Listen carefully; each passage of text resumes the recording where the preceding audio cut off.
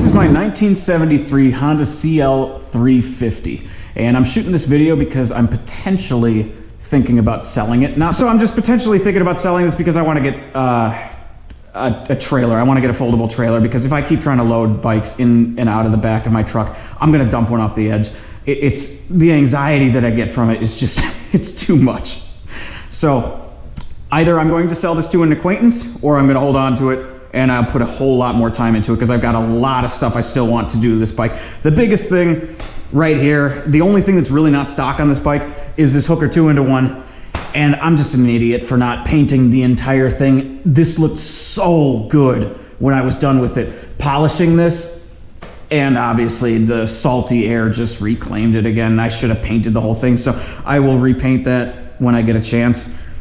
I know my buddy's dad, the first guy, actually, my buddy's dad, where is it? One of the coolest things ever. First time I ever went to Road America, he brought me there, July 4th through the 7th, 2002. His dad is looking for a 1980s dirt bike, and my buddy asked me to keep a lookout for him, and I was just thinking, would he potentially be interested in a 1973 Scrambler type thing? I just threw it out there and he's like, yeah, he might be. So that's why I'm kind of shooting this, because I wanted to go through the whole thing and figure out what I did on this. So I've got this bike running now. It's running pretty damn good. Took a long time to get to that point. Once I got it running, I couldn't get power over 5,000 RPMs. Like, it would just die. So I've had these carburetors on and off. I don't know how many different types of jets I've tried inside of these things, but I think I've finally hit on it now. And I'm gonna try to start this in a little bit. But so the forks on this originally, I rebuilt the forks, new fork seals, everything, put them all in, lined it up. I couldn't get the fucking thing to line up, and I looked, oh, the stanchions were like bananas. So yeah, I bought a second set of forks. Those are on now. Those have new fork seals. Lowers, these are new on here. I haven't replaced the shoes inside of here. I've had the wheels off, completely disassembled and everything, cleaned everything up, but I haven't put new shoes in it yet. I've been planning to, what I wanted to do was get these Shinko 241s because I really like these tires. This has a 19-inch front and an 18-inch rear. The CB350 instead of the CL350 has an 18 and an 18. This has an 18 and a 19, and they don't make a 3-inch 19 in those Shinkos. If they did, I'd already have them on there because I want more Scrambler type shit on here. This is a new headlight. It's these originally come as a sealed bulb type thing, so as soon as the bulb dies, you just throw the whole fucking thing away and replace it. Instead, I've got a kit in here that this now takes a H4 replacement, so you can just pop a new bulb inside of there, which I don't know why. Well, 1973, that was a while ago, so I guess that's how they used to do it, but now there's a replacement. You can put H4 bulbs in there. New tachometer cable here, de-rusted the tank with the Evaporust. That thing was a mess before. I got a new clutch cable, and I actually installed it once, and this little piece that I bought from Common Motor didn't quite fit in here, so I put the old one back on, even though I have the new one still. Bike got about 9,300 miles on it. I put LED bulbs inside the gauges. Also, I was chasing a vibration coming from the front of the bike, and I kept thinking it was a headlight or something, and I replaced the O-rings, or not O-rings, but the gaskets. Where are they? In here. On the handlebars, there's one on the bottom and one on the top here. Replaced those, and the vibration's basically gone. I think the bigger issue is that I had just had an imbalance on the two carburetors, but I did replace all that stuff up front. All the electricals, because I'd stripped this whole thing down. I'd taken the frame off, and I took several years off of my life by chemically stripping everything, sanding it. I'm an idiot for doing that. What I should have done was paid somebody to just blast it and powder coat it.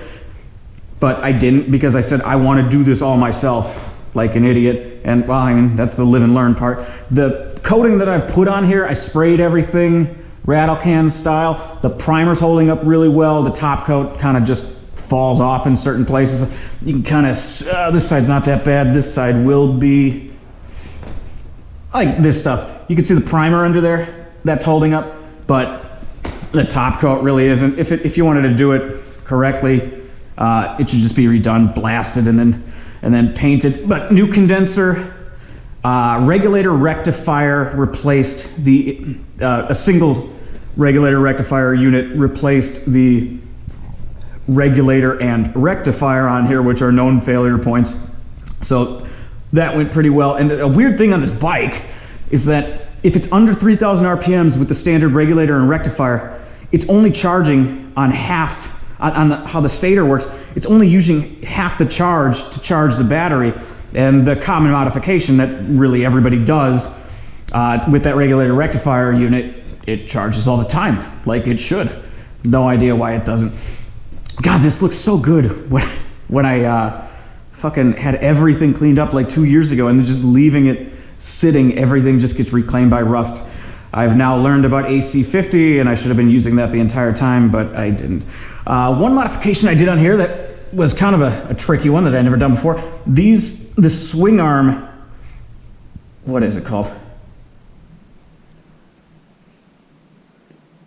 The swing arm bolt? What the fuck is a swing arm thing called? Well, either way, I drilled zerks onto here, so now you can lubricate the swing arm by just putting a grease gun on it. It didn't originally come with that, but I thought that was kind of cool. I actually was able to work that one out. I usually get a scar from every motorcycle that I work on, and this one, I got the best scar. That's this thing right here. This engine case took 3 weeks of hammering away to crack all of these open on both sides with an impact driver, just smash and smash. I mean, it was completely seized. I could not get it out and ended up putting a fucking hammer through my thumb. That was a neat thing that happened.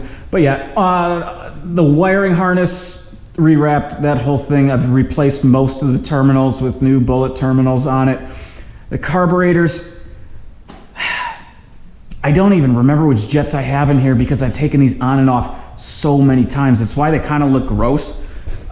Just because I was having issues with float heights and everything. I'd get dumping out of the overflow and whatnot. I'm going from memory here, but I think there's supposed to be 26 millimeters on the float heights. New floats inside of these, just all new internals inside of these. New air filters on here. Holy shit, the air filters are expensive for this thing. 120 bucks for the air filters. But whatever. Pigtail I put on. This is really neat. Toolkit here. Let's get it open. This is actually a super useful toolkit. This bike didn't have a toolkit when I bought it, but I ended up putting one together, and what's really useful is this 14. Where's the 14? It's like a low profile 14, and it can't fit a normal wrench under here to adjust the mirrors, but I can fit this one, so that's pretty sweet. I've got a new spoke kit for the rear wheel. I'm gonna do both the spokes, rear and front, just to new stainless spoke kit, because I think that would look good. I was going to do it whenever I replace the tires, and I'm just kind of pissed off that the Shinko doesn't make the 19. That's why I haven't done it yet. New chain on the bike, but not new sprockets. The reason it wasn't new sprockets, again, this is I started this like 4 years ago, learning experience for me. I couldn't break loose the bolts on the sprocket. I now own an impact wrench, and I know with whoop, I would have it in a second, but I didn't then. So, I mean, live and learn. So yeah, I mean, this is the bike. I'm gonna try to get it started because that'd be fun, and it's winter and I'd just like to hear an engine running again. Now that I've got it to a point where it's pretty damn good, even though it's not great, it's pretty damn good. Oh God, there's some, underneath this points thing, there's a mechanical timing advance. That I think is the reason this bike was parked. Like, whoever decided to just give up on it, I believe it's because they gave up on what's behind here. There's the mechanical points are here, but then behind there is a mechanical advance, a timing advance. That thing was 100% completely seized. Like, it was, you could not move it. And I'm pretty sure that's why whoever decided to park this bike for forever decided to do it, because the bike won't run correctly if that mechanical timing advance isn't working. So yeah, this is my 1973, and I am either going to be putting hundreds of hours more into it, or I'm going to be letting it go. Let's see if I can get started. All right, put your money where your mouth is time. The only prep I've done, this bike has not run in it in probably at least 6 months. The only prep I've done is make sure that I have engine oil inside of it. Key on. Roll it forward. All right, I'm gonna put the headlights off. I have more battery power that way. Put that here. This choke that I can never remember how to do. We're gonna go full choke. And oh, we're gonna need fuel. Probably gotta wait a couple seconds there on my fucking Chinese petcock. Should have some fuel in the bowls now. And let's try to get it started.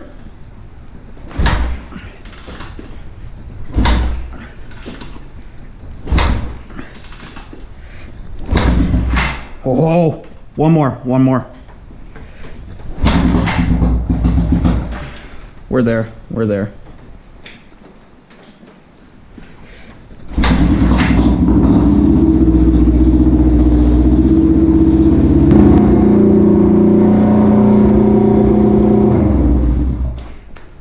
Why is that so high? Why is my idle so high?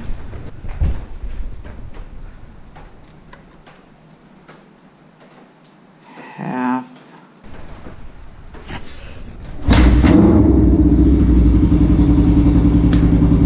There we go.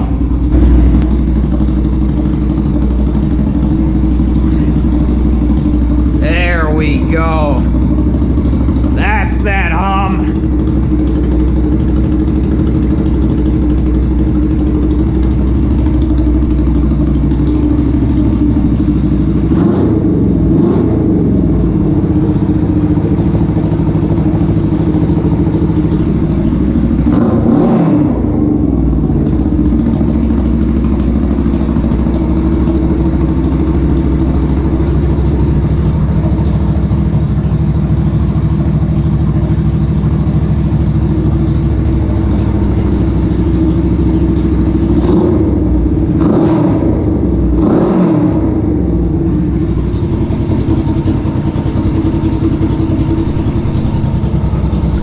So yeah, that's my 1973 CL350.